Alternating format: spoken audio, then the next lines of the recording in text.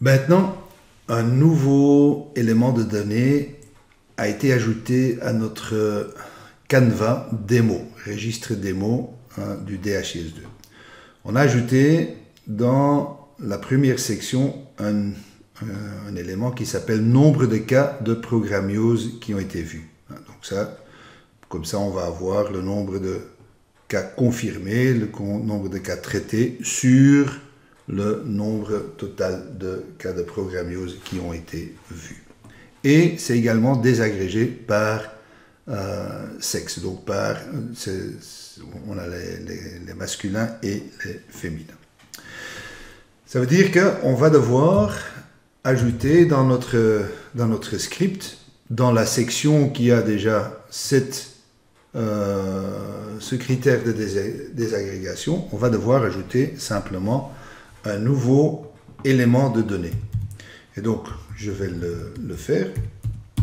Mais ce qui est particulier ici, ça c'est le cas de programmiose vu, ce qui est particulier ici, c'est que je n'ai pas de valeur dans le formulaire à vérifier. Ça veut dire qu'il n'y a aucune valeur d'item, soit cas confirmé, soit cas traité, soit des traitements qui sont pertinents ici pour ce comptage. Donc dans ces cas-ci, je peux me contenter d'enlever carrément l'item de mon data element. Et donc je peux avoir un data element qui est directement clôturé sans aucun contenu. Je ne dois pas spécifier non plus ce qu'il faut faire avec les items qui sont spécifiés dans le data element parce qu'il n'y a pas d'items qui ont été spécifiés. Donc, je peux également enlever celui-là. Et donc là, c'est en fait ce qu'on appelle un comptage direct. Ici, dans cette data element, on va simplement compter le nombre de items qui ont été retrouvés dans les transactions de training programmiosis et qui ont le nom item type context encounter UID. Donc là, je vais avoir le nombre d'items. Et si jamais j'aurais, pour un même contact, fait plusieurs enregistrements d'un registre de programmiose, je vais seulement le compter une seule fois parce que j'ai spécifié que ce sont des contacts uniques qui m'intéressent. Et donc là, j'ai les cas de programmiose vus. La seule chose que je dois encore changer, c'est évidemment mon UID.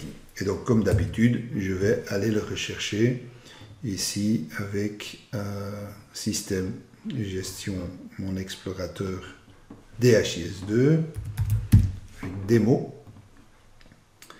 Et là, je vais pouvoir chercher, c'est ici, le nombre de cas de programmiose vus.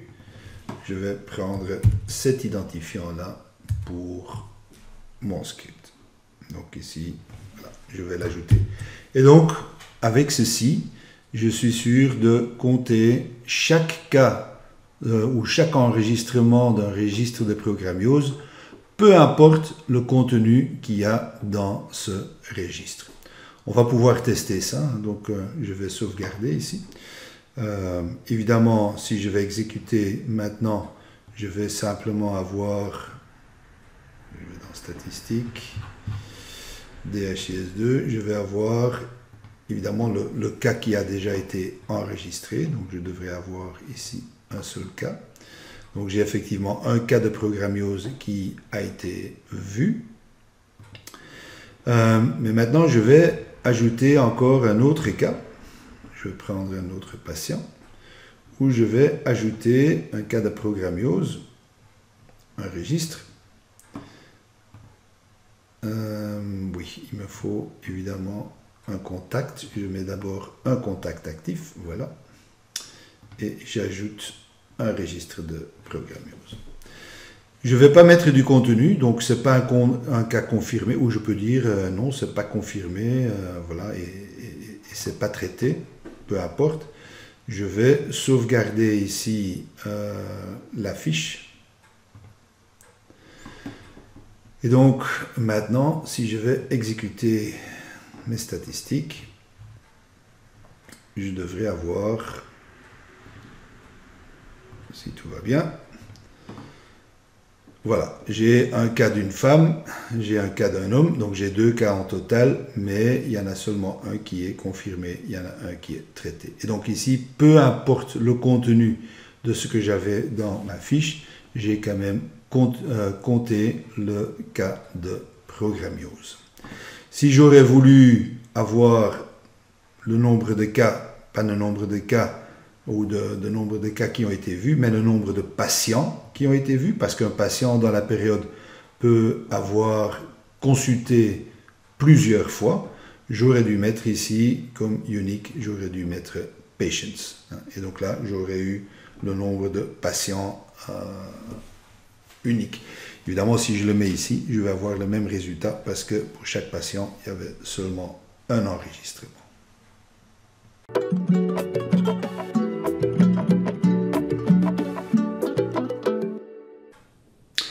Pour l'exercice suivant, on va créer d'abord un nouveau registre dans OpenClinic. Donc pour cela, on va aller dans Common XML et puis on a le fichier Examinations XML qu'on va ouvrir.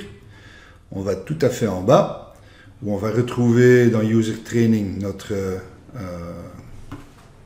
registre des cas de programmiose. On va ajouter un nouveau registre. Donc évidemment, on va modifier l'identifiant ici. Et on va l'appeler ici Training Programmiosis Follow-up. Donc c'est le suivi. Donc là, c'est registre de suivi des cas de programmation, registre of follow-up of programmiosis cases. Donc ça, c'est un nouveau registre qu'on va créer. Ce qu'on va devoir faire également, c'est d'ajouter dans forwards, ici je vais ouvrir mon forwards, je vais devoir utiliser ou ajouter plutôt une ligne ici dans les mappings au début. Donc là je vais avoir maintenant programmiosis follow-up. On va aligner un petit peu ici. Voilà. Le formulaire qu'on va utiliser, on va prendre un nouveau formulaire, Manage Registry Programmiosis, et je vais l'appeler Follow-up.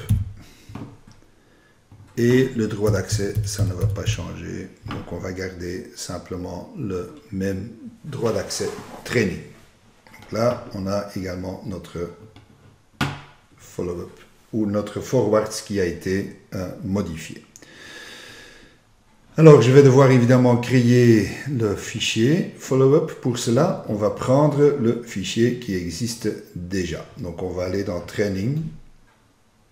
Voilà. Et là, j'ai Manage Registry Programmiosis. Donc, je vais faire CTRL-C, CTRL-V pour le copier. Et je vais l'appeler ici follow-up. Est-ce que je l'avais mis avec un majuscule? Oui, le U va être en majuscule. Désolé. Donc là, refactor rename. Et donc le U ici de follow-up, ça doit être en majuscule. Et je vais regarder le contenu. La seule chose qui va changer ici, c'est que je vais en fait seulement enregistrer les traitements, mais je n'ai plus besoin de dire s'il s'agit d'un cas confirmé ou d'un cas traité, parce que c'est un suivi, donc c'est effectivement un cas confirmé ou un cas traité. Donc je vais avoir un seul champ qui est le traitement qui a été fait pour le follow-up. Et donc je sauvegarde ma fiche ici. Alors pour l'activer dans OpenClinic, je vais devoir aller dans Système, Gestion, vous avez déjà fait ça dans le passé. Donc ici, mise à jour des examens.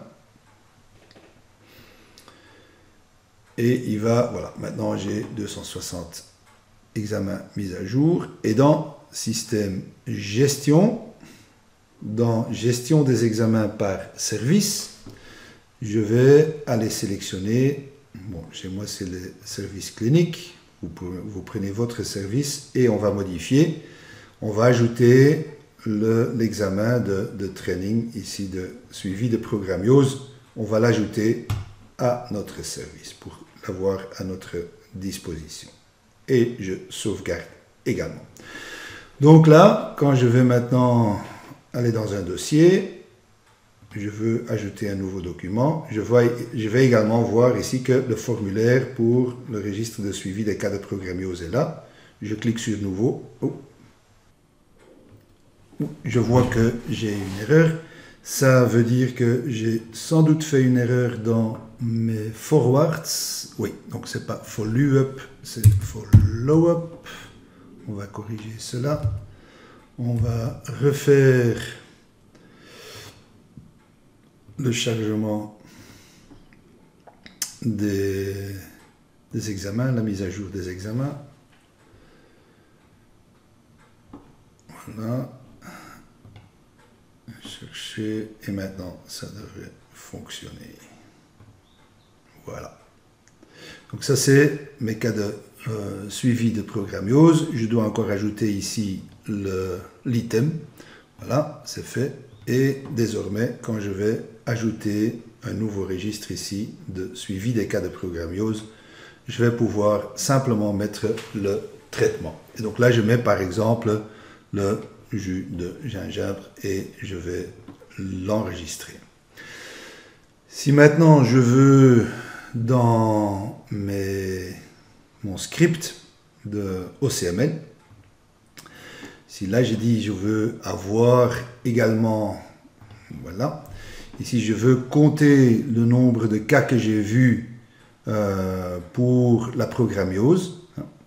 Si je veux également compter les cas de training de programmiose follow-up, aussi bien que les cas qui viennent pour la première fois, ça veut dire que je vais devoir aller chercher, pas dans un seul transaction type, mais je dois aller chercher, je dois aller compter dans différents transaction types. Et donc ça veut dire que je vais devoir, j'ai deux possibilités, ou bien je vais devoir créer une nouvelle section et avoir des cas qui viennent pour la première fois, et puis une deuxième valeur pour les cas qui viennent pour un suivi, mais ce n'est pas ça qui est demandé dans mon DHIS2. Je veux avoir le nombre de cas de programmiose vus, si c'était pour la première fois ou si c'était pour un cas de suivi. Alors, pour résoudre ça, ce que je peux faire, c'est en fait ici ajouter.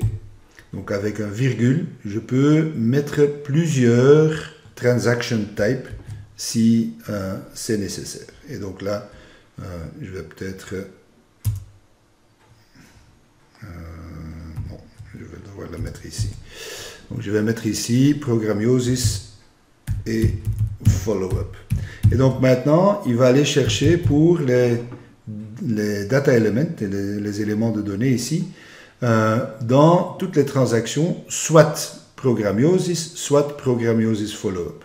Pour les cas confirmés, les cas traités, bon, évidemment, ces champs n'existent pas dans le follow-up, donc il va jamais les compter, il va seulement se limiter au registre programmiose. Et pour les cas ici, les cas vus, il va compter aussi bien ceux qui sont programmiosis et que ceux qui sont programmiosis follow-up. Donc si maintenant je vais sauvegarder ceci, je vais effectivement aller voir dans mes statistiques, je vais prendre ici le rapport DHIS2 et qu'est-ce que je vais avoir ici? C'est probablement le même résultat qu'avant, sauf que pour ici le même résultat, mais il a compté seulement une fois, bien que j'avais deux enregistrements ici pour la femme. Pourquoi il les a comptés seulement une fois? C'est parce que ces deux enregistrements appartenaient au même contact. Donc j'ai un premier cas et un deuxième cas qui appartiennent au même contact. Supposons qu'on va créer un nouveau contact. Je vais clôturer celui-là. Je sauvegarde et je fais un nouveau contact. Donc là, c'est un nouveau contact que je vais créer et je vais ajouter un cas de suivi de programmeuse. Donc ici, je dois vraiment faire attention d'avoir le bon contact. Donc, ce n'est pas celui qui est clôturé, donc c'est le bon. Et je vais enregistrer encore une fois. Donc, si je sauvegarde ici la donnée, maintenant, c'est un contact différent. Donc, je devrais avoir un double comptage dans le rapport DHIS2. Donc, si je vais faire exécuter ici pour le mois, je vais voir maintenant que effectivement j'ai deux contacts qui ont été comptés. Il y en a un qui vient d'un contact, d'un premier contact, il y en a un deuxième qui vient d'un contact de suivi. Et donc comme ça on peut aller compter sur plusieurs transactions en même temps.